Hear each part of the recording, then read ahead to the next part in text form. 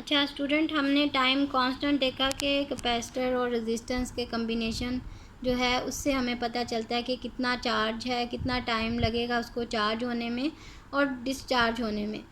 तो time constant हम उसकी डेफिनेशन देख लेते हैं, एक्सप्लेनेशन देख लेते हैं उसकी। The time required by the capacitor to deposit 0.63 times the equilibrium charge Q naught is called time constant. ठीक है, कि जितना टाइम रिक्वायर्ड है कैपेसिटर को कि वो 0.63 टाइम्स जो इक्विलिब्रियम चार्ज है क्यू नॉट का वो डिपॉजिट करे प्लेट के ऊपर, वो उसका टाइम कांस्टेंट कहलाता है। जितना टाइम हमें रिक्वायर्ड है इतना चार्ज जो है उसके ऊपर डिपॉजिट करने के लिए। तो या इसकी डेफिनेशन हम इस तरह से भी देख सकते हैं, the time during which the capacitor charges to 63% of its maximum value is called time constant. यानी 63% जो है अपनी मैक्सिमम वैल्यू जो है उस पर जाके तो वो चार्ज हो जाएगा, वो उसका क्या कहलाता है, टाइम कांस्टेंट कहलाता है। और ये किस पे डिपेंड करता है, रेजिस्टेंस और कैपेसिटर के कम्बिनेशन पे। हाउ फार और how slow the capacitor is charging और discharging depends upon the product of the resistance R and capacitance C use in the circuit. ठीक है, मैंने आपको बता दिया कि कैपेसिटर और रेजिस्टेंस के कम्बिनेशन जो है इसके ऊपर डिपेंड कर रहा है टाइम कांस्टेंट। और इससे हमें पता चलता है कि कितना आर और सी के कम्बिनेशन से कि कितना तेज़ी से वो चार्ज हो रहा है और कितना स्लो चार्ज या डिस्चार्ज हो रहा है। ठीक है, ये हमने लास्ट फिगर में भी डिस्कस किया है। तो क्योंकि ये जो यूनिट है प्रोडक्ट के आर और सी के, वो टाइम के हमारे पास यूनिट आते हैं। ठीक है, अब आप इसको खुद भी ये स्टूडेंट बड़ा इंपॉर्टेंट आर्टिकल भी है कि आप आर सी जो है इसके यूनिट जो है वो टाइम के इक्वल लेके आएँ ये कैलकुलेट करके।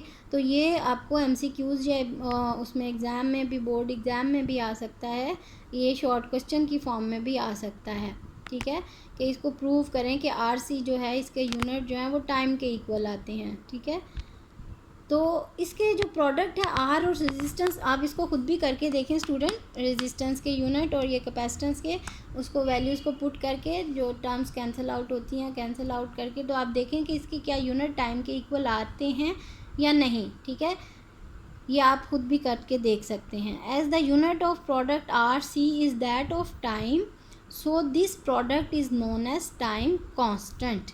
इसलिए आर और सी के कम्बिनेशन को हम क्या कहेंगे, टाइम कांस्टेंट कहेंगे। तो ग्राफ जो है हमें, जो हमने चार्जिंग का ग्राफ देखा वो हमें क्या बता रहा है, that graph shows that the charge reaches it's equilibrium value sooner when the time constant is small. मैंने आपको बता दिया था कि जो ग्राफ जो है वो बड़ा है, जो लार्ज इसका टाइम कांस्टेंट है, तो इसका मतलब है वो देर से जो है अपनी इक्विलिब्रियम पोजीशन पे पहुंच रहा है। और जिसका टाइम कांस्टेंट कम है तो वो जल्दी अपनी इक्विलिब्रियम पोजीशन पे पहुंच रहा है। ठीक है, अब हम देखते हैं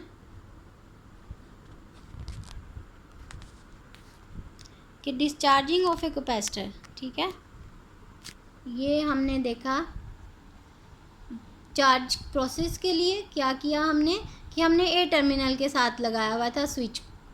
ठीक है, अब हमने यहाँ से हटा दिया टर्मिनल और बी के साथ लगा दिया, ये ओपन हो गया और ये क्लोज़ हो गया। अब बी जो है स्विच जो है ये बैटरी के साथ आप देखें कनेक्ट नहीं है, यहाँ बैटरी डिसकनेक्ट हो गई है। पहले जब ए टर्मिनल हमने कनेक्ट किया था स्विच के साथ तो बैटरी उसके कनेक्टेड थी और चार्ज डिपॉजिट हो रहा था पॉजिटिव प्लेट पे। ये प्लेट पॉजिटिव थी, ये नेगेटिव थी। अब हमने ऑपोजिट काम कर दिया, हमने क्या किया कि इसको डिसकनेक्ट कर दिया वोल्टेज से। अब क्या होगा, ये इसमें रेजिस्टेंस और अभी डिस्चार्ज के लिए भी रेजिस्टेंस और कैपेसिटर का कम्बिनेशन लाजमी है। मैंने आपको स्टार्ट में ही बता दिया था कि कैपेसिटर ने चार्ज होना है तो भी रेजिस्टेंस के अक्रॉस होना है और डिस्चार्ज होना है तो भी रेजिस्टेंस के अक्रॉस ही होना है। ठीक है, तो ये हम देख लेते हैं कि अब देखें कि जब ये डिस्चार्ज हो रहा है तो अब पहले तो हमारे पास इस तरह से ये कर्व आ रहा था, पॉजिटिव प्लेट पे यहाँ डिपॉजिट हो रहा था, तो इस तरह से इसकी एरोस की डायरेक्शन थी। अब क्योंकि ये जो है ये डिस्चार्ज हो रहा है और यहाँ पॉजिटिव से ये नेगेटिव की तरफ इस तरह से ये जा रहा है, ठीक है। फिर इक्विलिब्रियम पोजीशन आ जाएगी इसकी। तो ये अब डिस्चार्ज हो रहा है, चार्ज जो है वो कम, पहले डिपॉजिट हो रहा था चार्ज, अब चार्ज जो है वो कम हो रहा है, ठीक है। और वो भी रेजिस्टेंस के क्रॉस ही होगा डिस्चार्ज प्रोसेस भी। इसको भी देख लेते हैं डिस्चार्जिंग कैसे हो रही है कैपेसिटर की।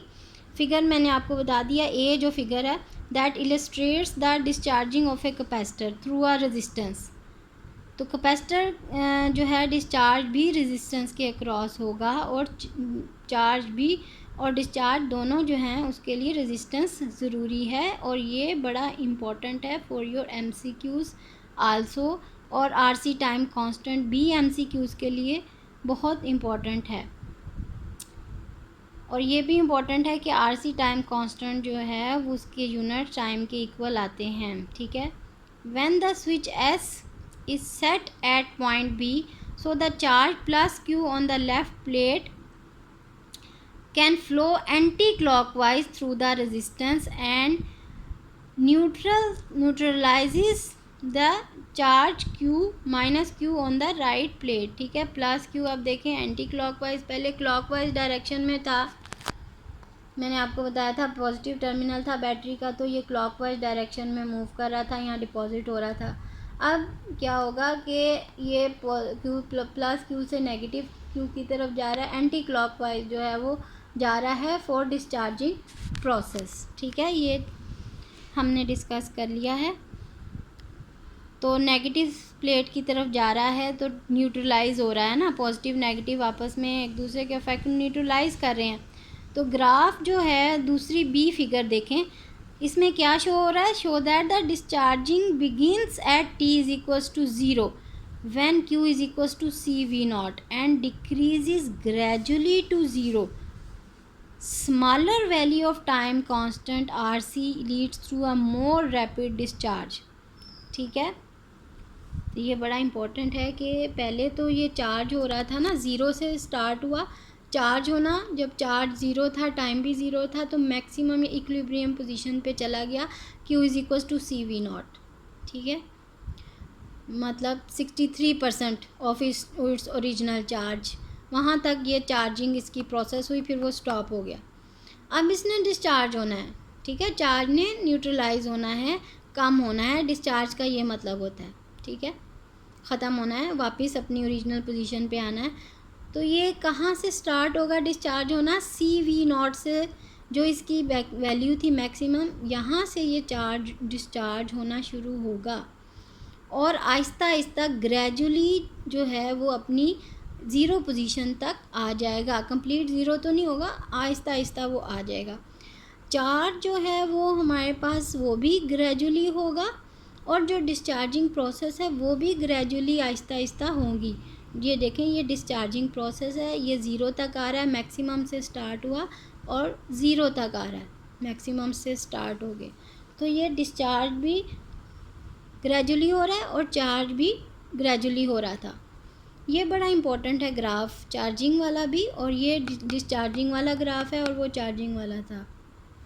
यहाँ देखें कि R और C का कम्बिनेशन यहाँ पे भी बड़ा इम्पोर्टेंट है कि जिसका हमारे पास लार्ज RC है वो, और ये हमारे पास ये स्मॉल RC है, वो तेज़ी से इक्विलिब्रियम या ज़ीरो पोजीशन पे आ रहा है, और जिसका लार्ज RC है वो ज़रा थोड़े टाइम ले रहा है, डिले हो रहा है अपनी ज़ीरो पोजीशन पे आने पे, ठीक है। उसका टाइम कांस्टेंट जो है वो जिसका ज़्यादा है, RC कम्बिनेशन। तो ये हमारे पास जो है ये है कि smaller value of time constant leads to a more rapid discharge. जितनी कम होगी टाइम कांस्टेंट की वैल्यू, उतनी तेज़ी से वो चार्ज या डिस्चार्ज होगा। आपने इसकी एग्जांपल्स बहुत सारी आपके अपने घरों में भी हैं कि आप देखें कि पहले जो टीवी होते थे वो उसमें पिक्चर ट्यूब वाले, उसमें ऑन ऑफ होने के बाद भी जो था उसमें थोड़ी सी रहती थी ग्लो। वो किस वजह से, कैपेसिटर्स लगे होते हैं ना, कैपेसिटर थोड़ा टाइम लेता है चार्ज होने में, ऑन होने में भी और ऑफ़ होने में। ऑफ़ होने के बाद भी जो है उसमें चार्ज मौजूद रहता है, एकदम से मैंने आपको बताया ग्रेजुअली, आहिस्ता आहिस्ता, ग्रेजुअली का यही मतलब है ना कि आहिस्ता आहिस्ता जो है वो डिस्चार्ज हो रहा है, तो वो थोड़ा टाइम ले रहा है अपनी ज़ीरो पोजीशन पे आने पे, एकदम से नहीं वो ज़ीरो पे आ गया। इसी तरह से अब चार्ज हो रहा है तो भी आहिस्ता आहिस्ता हो रहा है, एकदम से नहीं ऑन हो जाएगा सर्किट। जैसे बहुत सारे इक्विपमेंट हैं, सर्किट हैं, इलेक्ट्रॉनिक्स भी, कि वो टाइम लेते हैं। जैसे मॉनिटर है कंप्यूटर में है और उसमें भी कैपेसिटर्स लगे होते हैं, थोड़ा टाइम लेते हैं ऑन होने में। और आपकी एलईडीज़ वगैरह जो हैं ये सब वो थोड़ा टाइम लेंगी ऑन होने में और ऑफ़ होने में भी, ठीक है। ज़रा एकदम से जो है उसमें वो उसको ऑफ़ और ऑन नहीं हो जाएगा, थोड़ा सा डिले होगा वो। और वो डिले किस वजह से होता है, उसमें कैपेसिटर लगे होते हैं जो कि चार्जिंग भी ग्रेजुअली होते हैं। चार्जिंग प्रोसेस को ग्रोथ ऑफ चार्ज भी कहते हैं, ये भी आपके एमसीक्यूज़ के लिए इम्पॉर्टेंट है। और डिस्चार्जिंग प्रोसेस को क्या कहते हैं, डिके ऑफ चार्ज, ये भी एमसीक्यूज़ के लिए इम्पॉर्टेंट है।